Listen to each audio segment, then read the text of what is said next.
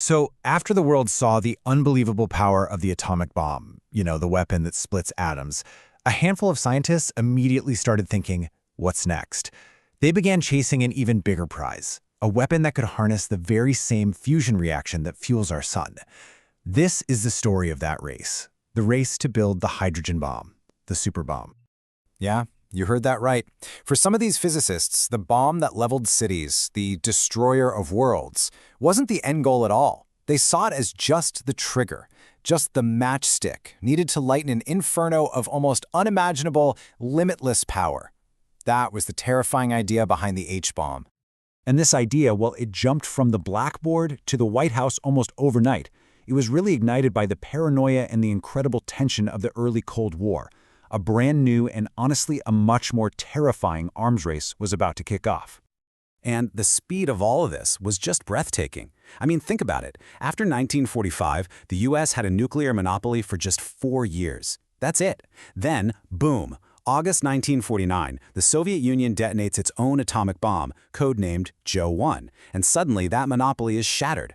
The shockwave in Washington was immense, and just a few months later, January 1950, President Truman gives the order, build the superbomb. But here's the thing. You might think a decision like that would unite the scientific world against a common enemy, right? Well, it did the exact opposite. It completely tore it apart. The very same minds that had worked together to create the atomic bomb were now locked in this bitter, nasty fight over what to do next. And this conflict really boiled down to two men.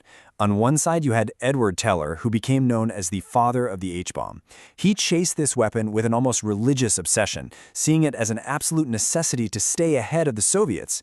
And on the other side, J. Robert Oppenheimer, the celebrated director of the Manhattan Project, who was just horrified by the very idea of this new scale of destruction. Oppenheimer's argument was chillingly simple. To him, a weapon this powerful had no real military purpose. You couldn't use it on a battlefield. He argued its only real use was to wipe out entire cities, entire populations.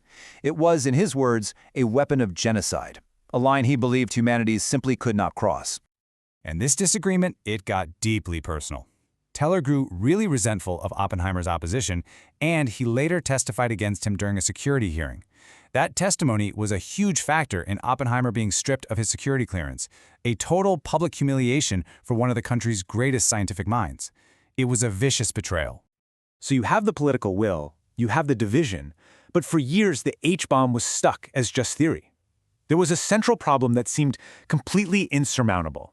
A puzzle of literally cosmic proportions that had the best physicists in the world totally stumped.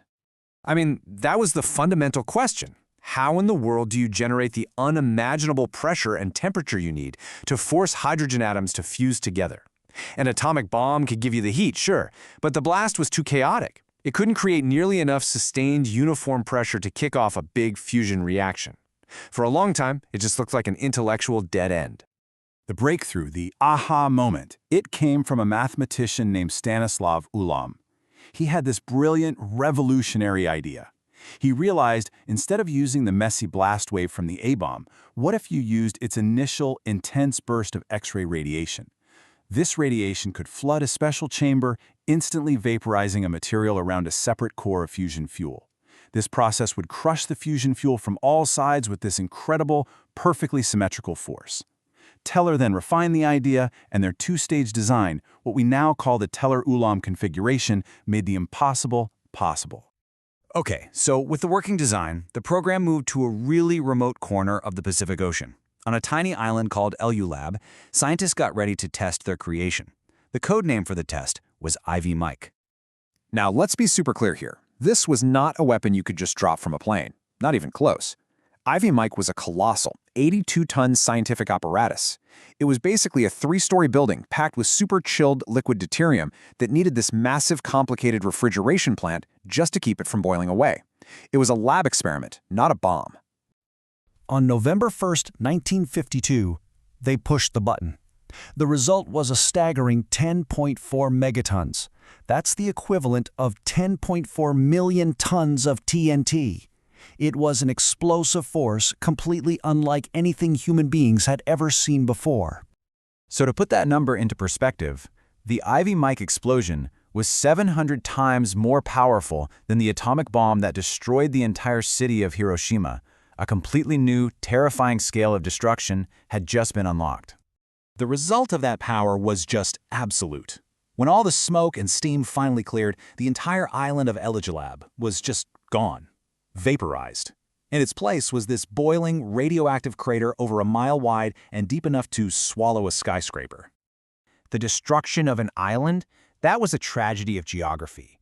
But pretty soon, the testing program would create a tragedy of human error, and that would bring the horrifying consequences of this weapon into sharp, painful focus for the whole world. So fast forward to March 1st, 1954. This was the Castle Bravo test. Now, the scientists were expecting a yield of about 6 megatons, but they made a catastrophic miscalculation involving one of the lithium isotopes in the bomb. And the device exploded with a force of 15 megatons. That's 15 million tons of TNT, more than double what they had planned for. This huge error had devastating consequences. An unexpected shift in the wind carried this massive radioactive cloud directly over inhabited islands, and over a Japanese fishing boat called the Lucky Dragon No. 5. It was sailing about 85 miles away, far outside what was supposed to be the danger zone.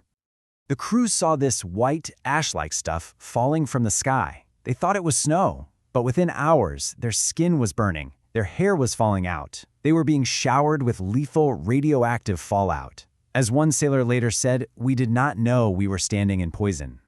A few months later, the ship's radio operator, Aikichi Kubuyama, died from complications of acute radiation sickness. His final words became this heartbreaking plea to the world, and the whole Lucky Dragon incident ignited a global anti-nuclear movement. He became the first publicly known victim of the hydrogen bomb. So the terrifying success of these tests, and the fact that the Soviet Union developed their own H-bomb just 9 months later, it plunged the world into a new and profoundly dangerous era.